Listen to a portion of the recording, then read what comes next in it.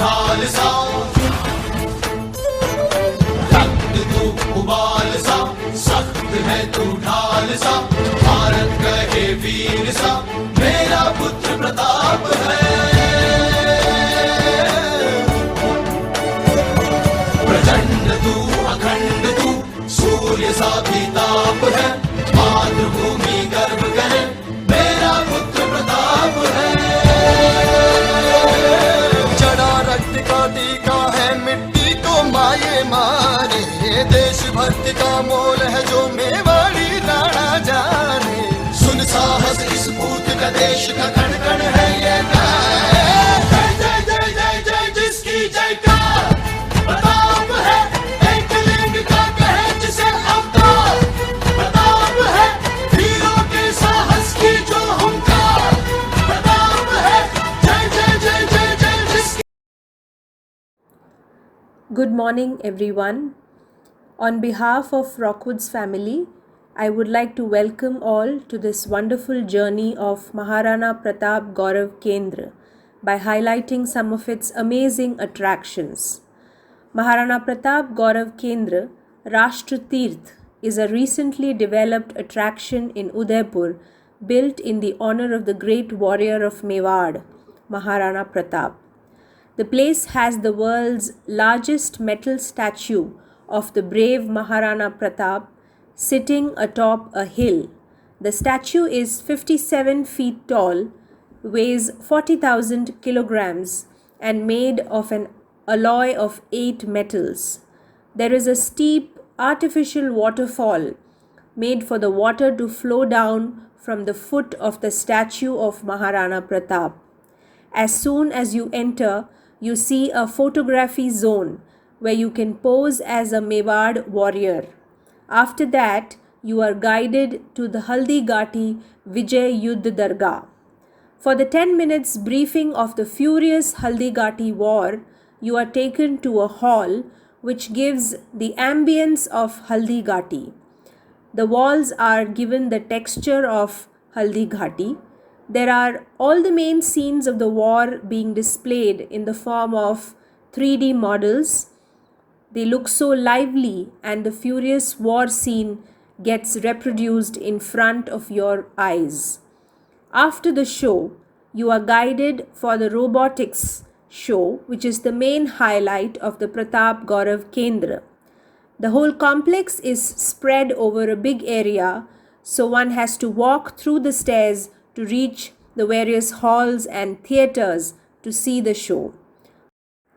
Moving down the stairs, we reach Maharana Ratna Dirgha, showcasing a number of warriors who sacrificed their lives during the freedom struggle of Mewad.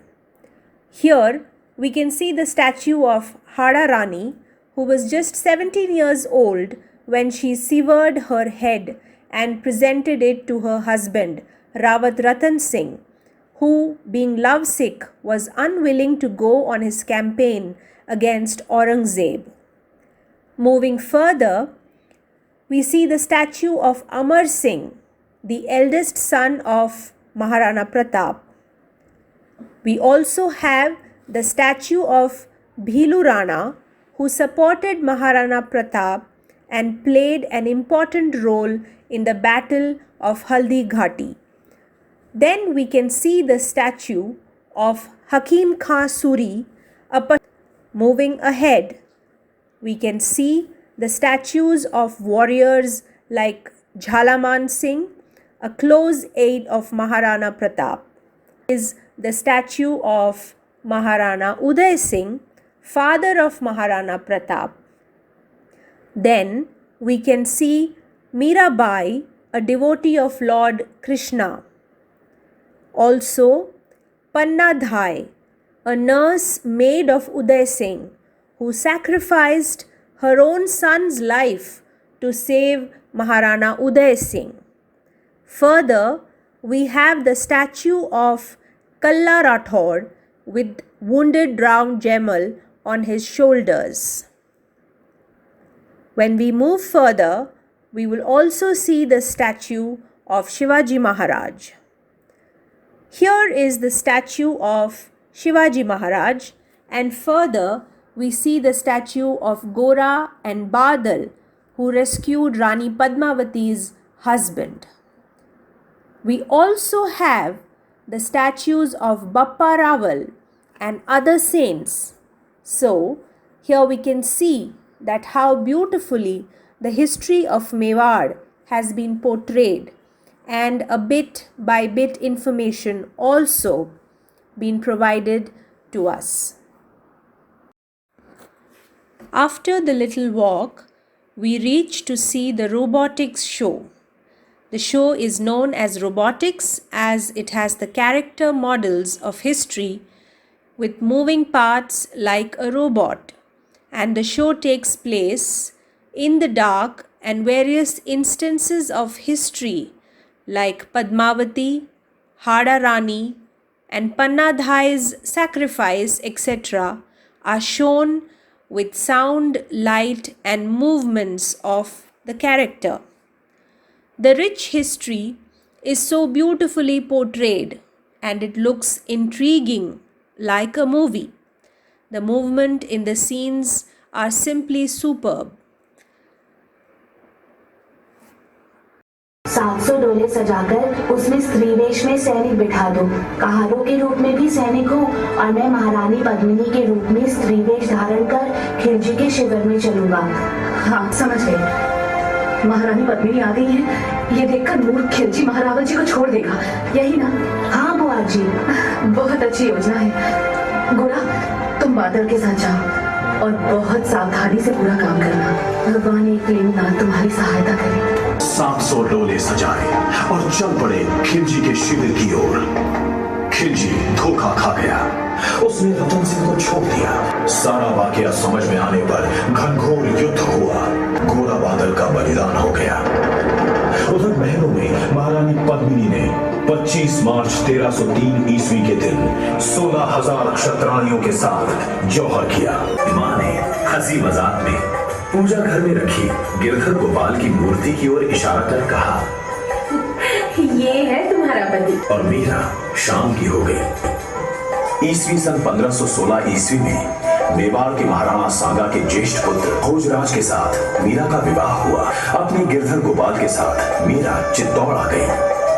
कुछ समय बाद पति भोजराज की मृत्यु हो गई। मीरा की भक्ति से प्रभावित महाराणा सांगा ने एक मंदिर बना दिया। मीरा कृष्ण भक्ति में लीन हो गई। सांगा की मृत्यु के बाद महाराणा बने विक्रमादित्य ने मीरा की भक्ति से चिढ़कर मीराबाई पर अत्याचार प्रारंभ कर दिए। उन्होंने उन्हें मारने के लिए विष का प्याला भेजा। मीराबाई, ये राणा जी ने चरणामृत भेजा है। बड़ी कृपा हुई, मेरी शाम का चरणामृत भेजा है, लाओ। मीरा जी, राणा जी ने आपके लिए शालिग्राम भेजा है, लाओ, मेरे सांवरे के दर्शन करूं मैं। विष अमृत बन गया, सर्प का पिटारा फूलों का हार बन गया। मीरा ने अब चित्तौड़ का त्याग करना उचित समझा। अब वो मीरता आ गई। यहाँ से वो पुष्कर होते हुए वृंदावन जा पहुंची, जहाँ जीव गोस्वामी जी से मिली। वे स्त्रियों से दूर रहते थे। मीरा ने उनकी धारणा को ठीक किया। आप स्त्रियों से मिलते नहीं है ना? क्या आपका जन्म बिना स्त्री के हुआ है? नहीं नहीं, ये मेरी भ्रांति थी। मैं इसके लिए आपसे क्षमा याचना करता हूँ। यदि आप नारी को माँ के रूप में देखते तो उससे दूर रहने की शपथ नहीं लेते। स्त्री तो माँ है, भोग्या नहीं। यही दृष्टि मनुष्य में उसके चरित्र का विकास करती है। स्त्री से दूरी नहीं, उसे धुरी मानने से नारी समस्या का समाधान हो जाता है। ये श्रेष्ठ दृष्टिकोण जीव गोस्वामी को देकर मीरा द्वारिका चली गई। वहां पर मेवाड़ के नए महाराणा उदय सिंह ने उन्हें पुनः मेवाड़ लाने हेतु एक प्रतिनिधि मंडल भेजा, किंतु मीरा अब अपने द्वारकाधीश से मिलने को व्याकुल हो प्रार्थना करने लगी। प्रभु, अब कब तक मेरी परीक्षा लेते रहेंगे? अब ये संसार सहन नहीं होता। मुझे अपने चरणों में स्थान दे दो प्रभु। और मीरा द्वारिकाधीश में समा गई। पीछे रह गया ये पल ईस्वी सन 1536 में चित्तौड़ पर महाराणा सांगा के पुत्र विक्रमादित्य का शासन था। दासी पुत्र बलबीर ने विक्रमादित्य व उदय सिंह को मारकर शासन हस्तगत करने का षड्यंत्र रचा। एक काल रात्रि को उसने विक्रमादित्य की हत्या कर दी। अब उसे उदय सिंह की हत्या कर ली है। ये समाचार ढाई माह पन्ना को प्राप्त हुआ। ढाई माह? आपने सुना बनवीर ने विक्रमादित्य की हत्या कर दी है। क्या? ये कैसे हुआ? अब क्या होगा एकलिंगनाथ? माँ, अब तो वो उदय सिंह को मारने आ रहा है। उदय सिंह को मारने? नहीं नहीं, ये नहीं हो सकता। कुछ करना होगा। क्या करना होगा माँ? तू उदय सिंह को लेकर वारी भाई के यहाँ चली जा। किसी को पता नहीं चले, ये ध्यान रखना। और हाँ, चंदन को तुरंत मेरे पास भेज देना। जा, जल्दी कर। कुछ समझे आप? इस महिमामयी मां ने मेवाड़ के भविष्य की रक्षा करने, उदय सिंह को बचाने के लिए अपनी कोख उजाड़ने का निर्णय कर लिया है। पन्ना ने उदय सिंह के समवयस्क अपने 15 वर्षीय पुत्र चंदन को उदय सिंह के पलंग पर सुला दिया और काल की प्रतीक्षा करने लगी कि 1536 ईस्वी सन में बसंत पंचमी की रात में बनवीर की लपलपाती तलवार चंदन का खून पीने आ थमकी।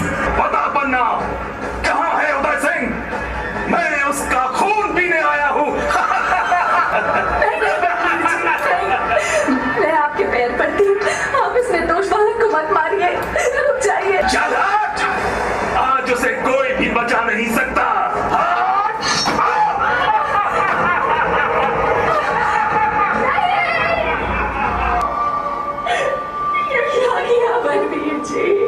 उसने अत्याचारों का अंबार लगा दिया, मंदिर तोड़े, मां बहनों की इज्जत लूटी, जबरदस्ती धर्मांतरण किया।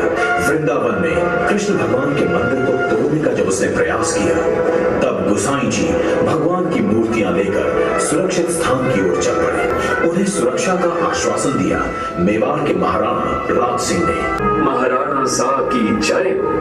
हमें राजपुताने में कहीं भी सहायता प्राप्त नहीं हुई है। सभी राजा औरंगजेब के भय से श्रीनाथ जी की रक्षा नहीं कर पा रहे हैं। आप ही कुछ उपाय करें। आप निश्चिंत रहें गोसाई जी, हमारे सौभाग्य से श्रीनाथ भगवान मेवाड़ में पधारे हैं। आप सिंघाड़ गांव में भव्य मंदिर बना, उसमें श्रीनाथ जी की प्रतिष्ठा करें। इतनी सारी व्यवस्था कैसे हो पाएगी महाराणा साहब? उसकी चिंता आप ना करें। बनास नदी के किनारे मंदिर का निर्माण कर ठाकुर जी की सेवा करें, मैं सारी व्यवस्था कर देता हूं। और अगर औरंगजेब ने यहाँ आक्रमण कर दिया तो? मेवाड़ की ओर देखने का साहस उसमें नहीं है। अगर वो इधर आए तो मेवाड़ के वीर उसे धूल चटा देंगे। मेरे 1 लाख सैनिकों के सिर कटने के बाद ही औरंगजेब यहाँ पहुंच पाएगा। श्रीनाथ द्वारा में महाराणा राज सिंह ने भव्य मंदिर का निर्माण करा दिया। अब औरंगजेब की कैद से भाग छूटे जोधपुर के वीर दुर्गादास राठौड़ को शरण दी राज सिंह ने। घड़ी खम्मा महाराणा साहब। पधारे दुर्गादास जी, मेवाड़ में आपका स्वागत है। औरंगजेब की कैद से जोधपुर के कुंवर अजीत सिंह को बचा कर लाया, अन्य किसी ने तो सहायता नहीं की। अब आपका ही सहारा है। सहारा तो प्रभु एकलिंगनाथ का है, आप निश्चिंत रहें। कुंवर अजीत सिंह की संपूर्ण सुरक्षा मैं करूंगा। औरंगजेब मेवाड़ की ओर देखने की हिम्मत तक नहीं करेगा। महाराणा राज सिंह ने दुर्गादास को आश्वासन देकर उन्हें अभय प्रदान किया। प्रजा वत्सल इस महाराणा ने अकाल राहत के कार्यों के तहत राजसमंद झील का निर्माण 1668 ईस्वी में करवाया। उस समय 1 करोड़ रुपए की इसकी लागत आई और 1679 ईस्वी में हुए औरंगजेब के आक्रमण का मुंहतोड़ जवाब देकर उसे दक्षिण की ओर भागने किशनगढ़ की राजकुमारी चारुमती की सुंदरता पर मुग्ध होकर औरंगजेब ने उससे विवाह का प्रस्ताव भेजा। चारुमती औरंगजेब से विवाह नहीं करना चाहती थी। उसने महाराणा राज सिंह को पत्र लिखा। पत्र लेकर संदेशवाहक राज सिंह के दरबार पहुंचा। क्षमा करें अन्नदाता, मैं किशनगढ़ की राजकुमारी चारुमती का संदेश लेकर आया हूँ। क्या लिखा है राजकुमारी ने? मैं चारुमती आपको प्रणाम करती हूँ। मैंने आपको अपने पति के रूप में वर्ण कर लिया है। अब आप औरंगजेब से मेरी रक्षा करें, अन्यथा मैं प्राण त्याग दूंगी। इस परिस्थिति में चारुमती की रक्षा करना हमारा कर्तव्य बनता है रतन सिंह जी। जी हुकुम। आप 50,000 की सेना लेकर आमेर तक जाएं, वहां औरंगजेब की सेना को रोकें। तब तक मैं चैत्र पूर्णिमा को चारुमती से विवाह कर उन्हें लेकर आता हूँ। जी हुकुम। रतन सिंह सलूमर के चुनावत सरदार हैं। वे अपनी नवविवाहिता पत्नी हाड़ी रानी इंद्र कुमार से विदा लेने उनके महल में गए। प्रिय, महाराणा शाह ने हमें युद्ध में जाने का आदेश दिया है, इसलिए हम आपसे विदा लेने यहाँ आए हैं। आप विजयी होकर लौटे, यही मंगल कामना है मेरी। किंतु रानी, युद्ध में क्या होगा कुछ कहा नहीं जा सकता। फिर तुम्हारा क्या होगा? आप निश्चिंत होकर युद्ध के लिए बधाइए। हम हिंदू स्त्रियां अपना कर्तव्य अच्छी तरह से जानती हैं। हम उसका सहर्ष पालन करेंगी। तो ठीक है, अब हम प्रस्थान करते हैं। मोहग्रस्त रतन सिंह ने प्रस्थान से पूर्व राजपुरोहित को कहा, पुरोहित जी, हाड़ी रानी से कहो कि हम उनकी कोई निशानी युद्ध में साथ ले जाना चाहते हैं। राजपुरोहित ने हाड़ी रानी को समाचार दिया।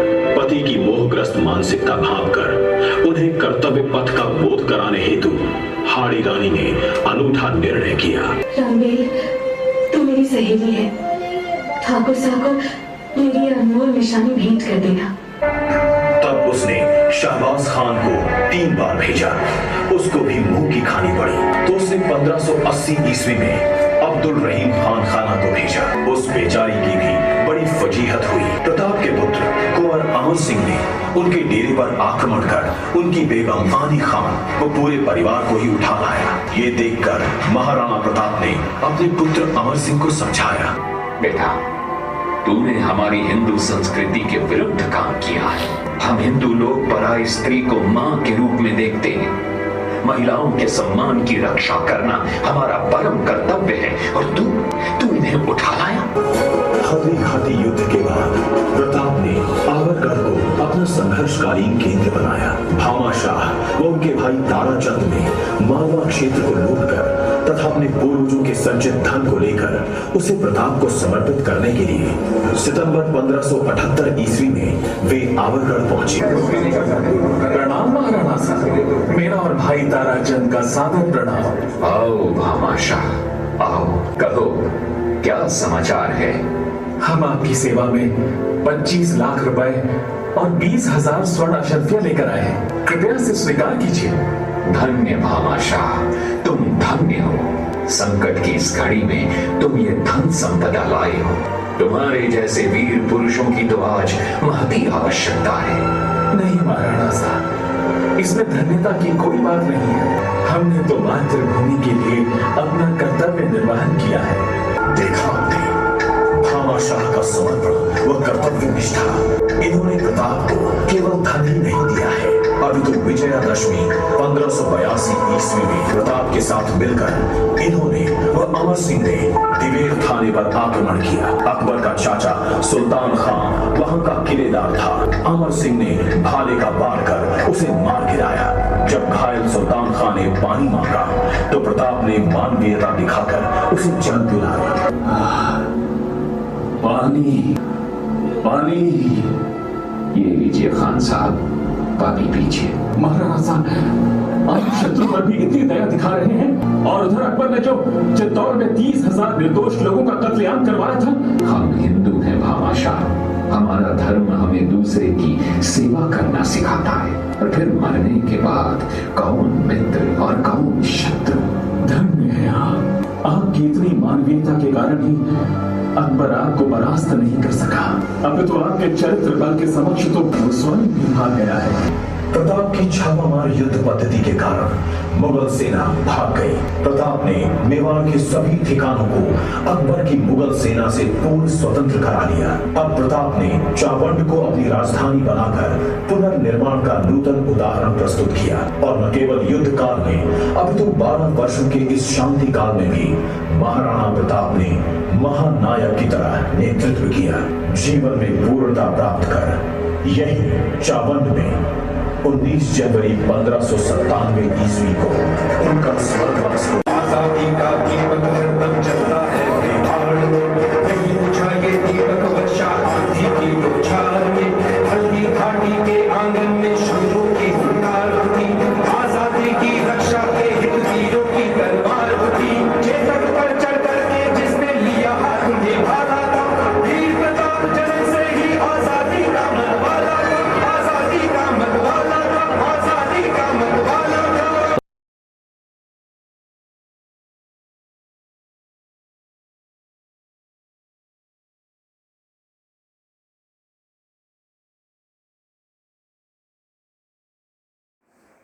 Next, you are guided to an 18 minutes Bharat Darshan, a light and sound show, which is again a spectacular show that makes you thorough about the ancient India temples and rivers. The show takes place in the dark, and the small temple models, rivers, and oceans are placed on a large engraved map of India. The light switches its position according to the audio on different temples, oceans, directions, etc. The rivers are depicted using a stream of white LEDs, which look mesmerizing. After this show, you are guided to the museum, which has the statues of our freedom fighters with a complete description of the history of Mewar. At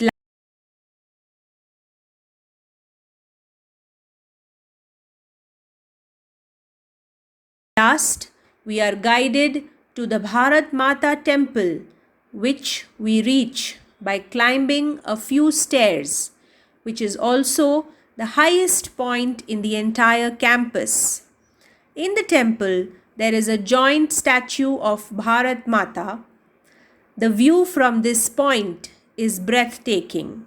From here, you can have a beautiful view of the city, the great mountains, and the giant statue of Maharana Pratap right in the front.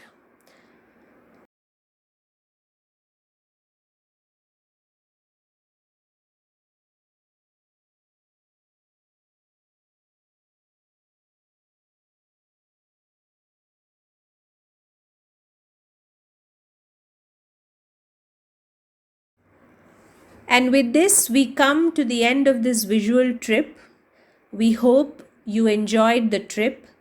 The aim of this project, Pratap Gaurav Kendra, is to provide information on the ancient heritage with the help of modern instruments.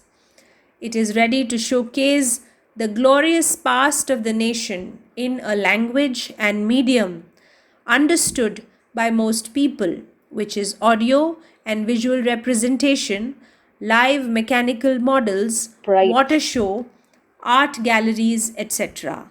The prime aim, therefore, is to make people aware of the history of Mewar warriors and its pride.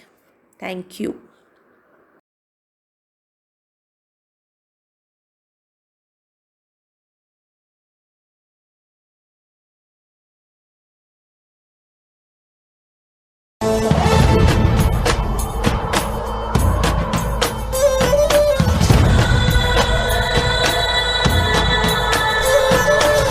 तलवारों की धार सजे, खन खन सी खनकार उठे। तलवारों की धार सजे, खन खन सी खनकार उठे। मस्तक पर तिलक चढ़े, क्षत्रिय युद्ध को सहज बढ़े।